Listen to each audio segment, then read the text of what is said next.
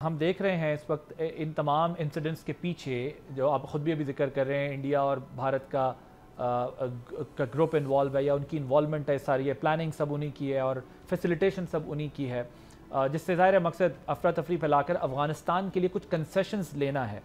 आपके ख्याल में वो क्या कंसेशंस लेना चाह रहे हैं?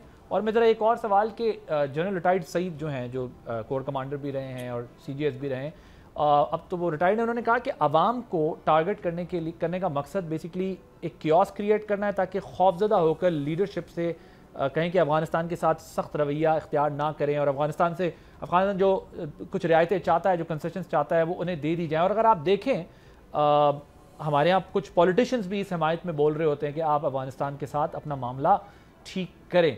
सो इसका कॉन्टेक्स्ट ज़रा एक्सप्लेन कीजिएगा। जी देखें, इसमें अफगानिस्तान के साथ एक मैंने आपको जैसे बताया कि पूरा एक गेम प्लान है जो तैयार किया गया। मैं आपके साथ कुछ शॉकिंग फैक्ट्स और रखूंगा आज भाई। आपको इंडिया और अफगानिस्तान तो नज़र हमें आ रहे हैं वाज़े कि ये दोनों इन्वॉल्व हैं पाकिस्तान के अंदर। क्या आपको इस बात का इल्म है कि पाकिस्तान अफगानिस्तान का जो बॉर्डर है, स्पेशली कुनर, खोस्त, ये जो इलाके जहाँ पे स्ट्रॉन्ग होल्ड है तहरीक तालिबान पाकिस्तान यानी फितना अल खवारिज का, इन इलाकों के अंदर सबसे ज़्यादा एक्टिव NGOs कौन सी हैं? एक का नाम इसरा एड है, दूसरी का नाम शेर फाउंडेशन है, दोनों इसराइली NGOs।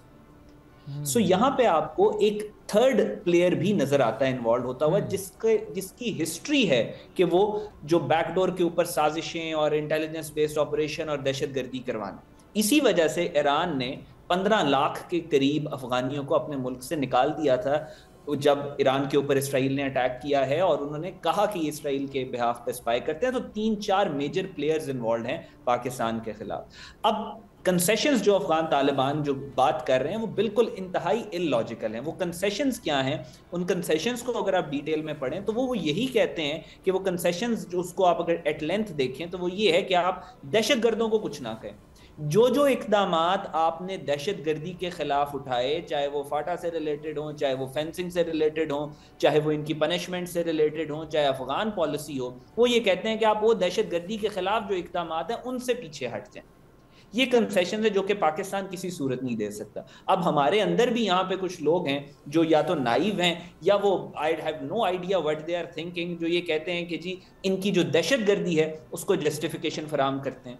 पूरी दुनिया के जो इंटेलेक्ट्स हैं उनका कंसेंसस है कि जो दहशतगर्द तंजीमें हैं वो फलती फूलती और पनपती इस वजह से, अगर आप उसको जस्टिफाई कर दें उनके टेरर एक्ट्स को कि इन बेचारों पे तो ये जुल्म हुआ, इस वजह से ये गर्दनें काट रहे हैं।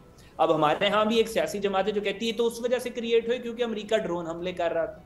एक तो ये एक झूठ है, ये रियलिटी से दूर है बात की। ये दहशतगर्द तंजीमी तो इंडिया कहता है हमने खुद क्रिएट की, डोवल कहता है कि हमने TTP क्रिएट की।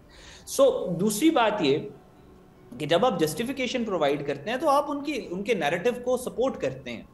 सो ये सारी जो सिचुएशन है ये काफी वॉलेटाइल है। इसमें जो एनिमी स्टेट्स का सबसे बड़ा वेपन है वो नैरेटिव की कंफ्यूजन है। अफगान तालिबान भी वही कोशिश कर रहे हैं, इंडिया भी वही कोशिश कर रहा है, और अनफॉर्चुनेटली हमारे अंदर पाकिस्तान में कुछ पॉलिटिकल पार्टीज हैं जो नोइंगली और unknowingly they are playing right into the hands of enemy. Right, thank you so much Ahmad Hasan Al Arabi. Subscribe करें और बेल दबाएं ताकि कोई खबर रह न जाए।